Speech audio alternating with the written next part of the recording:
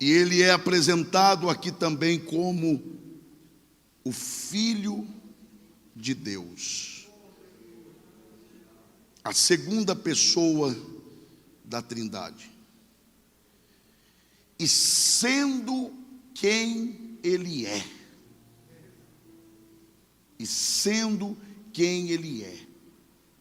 ele aceitou se fazer como um de nós. E como reagimos a isso? Como vivemos a nossa vida? Como tem sido os nossos dias? A nossa particularidade, a nossa intimidade,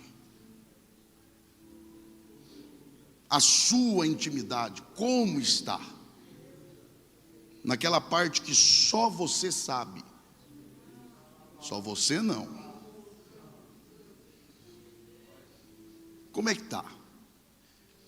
E é assim que a gente trata e reage a algo tão glorioso como ele sendo quem ele é, se fazendo como um de nós. E ele fez isso por quê? Primeiro porque ele quis. Ninguém o obrigou. Ninguém o forçou. Ele quis. Decisão própria. Voluntariedade. Para quê? Para oferecer-se como propiciação pelos nossos pecados. Mas não só pelos nossos, pelo do mundo todo. Você crê nisso?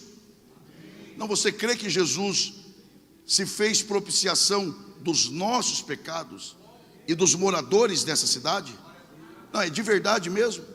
Então para quem você pregou hoje?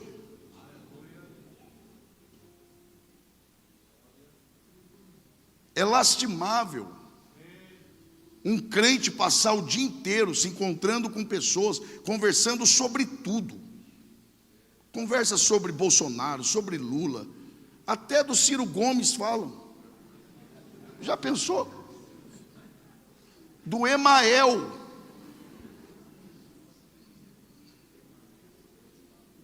Não, porque a minha opinião, e toma café, porque eu acho, não. Tá. E aí? É isso? Você crê mesmo nesse negócio de céu, inferno, Deus, diabo, recompensa, juízo? Você crê mesmo que Jesus se fez homem para morrer pelos nossos pecados e pelo pecado daquele com quem você conversou o dia inteiro? Você crê mesmo que aquela pessoa, se não entregar a vida a Jesus, ela vai para o inferno? Crê mesmo? Você crê que Jesus pode libertar aquela pessoa do pecado e livrá-la do inferno? E você crê que a mensagem que é capaz de fazer isso com ela está com você? Então por que a gente passa o dia inteiro e não fala? Não fala. É porque eu tenho dúvida se a gente acredita mesmo.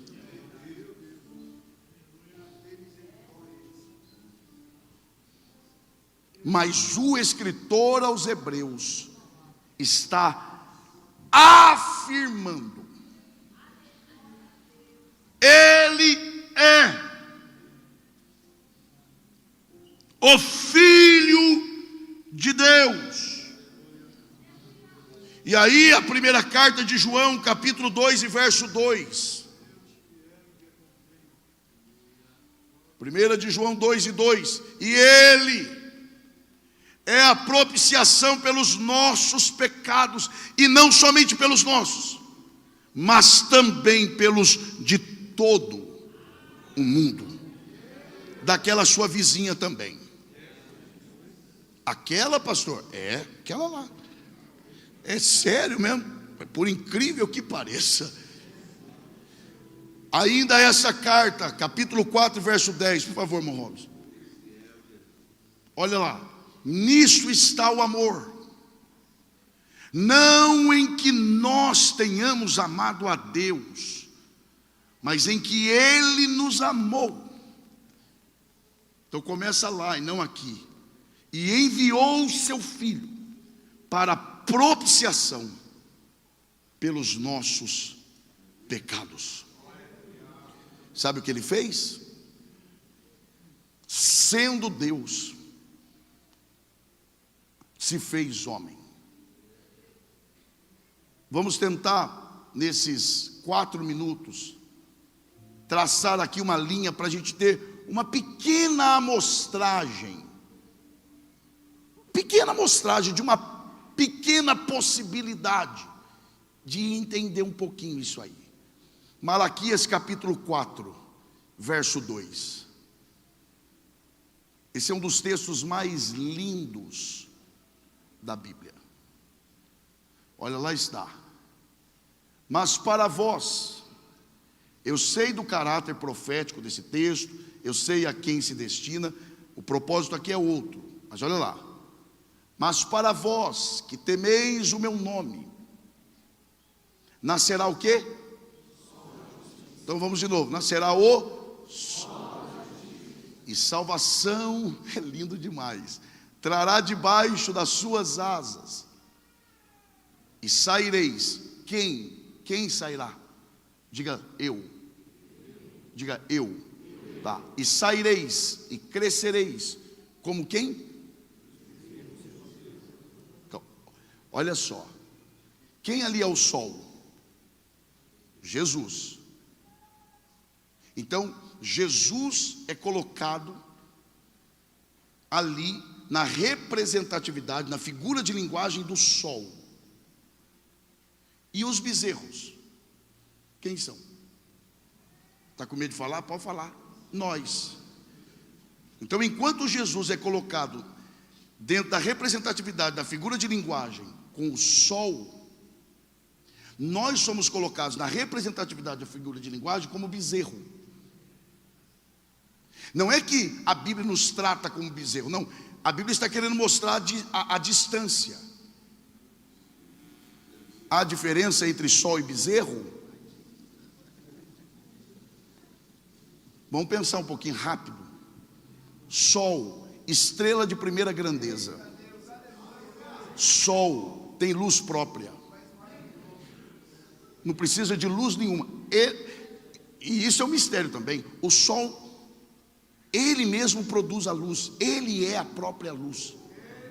Ele não depende de nada em volta dele para brilhar. E nunca deixa de brilhar. Eu me lembro uma vez que eu era novo, ainda sou novo, mas mais novo do que agora, e formou a chuva, e eu estava com meu pai, e eu falei, o sol morreu. Meu pai falou, o sol nunca morre. Seja por detrás da nuvem ou em outro lugar, ele nunca deixa de brilhar.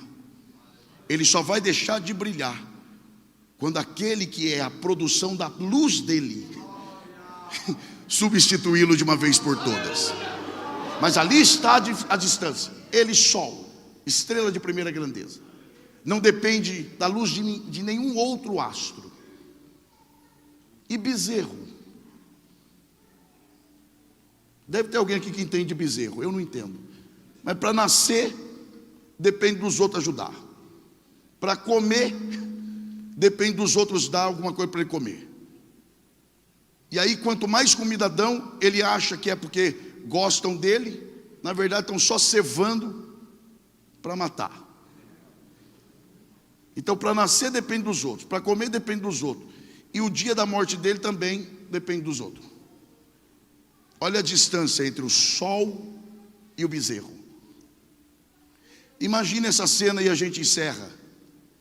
Imagine o sol se apresentando ao Criador e dizendo, Criador, me permita a ousadia. Sim, pois não, sol. Eu quero deixar de ser sol. Tá, e você quer se tornar o quê? Um bezerro. E você quer se tornar um bezerro para quê? Para dar aos bezerros a oportunidade de brilharem como o sol.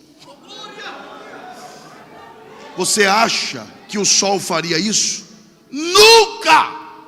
Pois é isso que Jesus fez. Ele foi diante do Pai e disse: eis-me aqui, envia-me a mim, eu me farei semelhante a eles, para dar a eles a oportunidade de se parecerem comigo. Quem deseja agradecê-lo nesta noite, levante a sua mão e adore ao Senhor.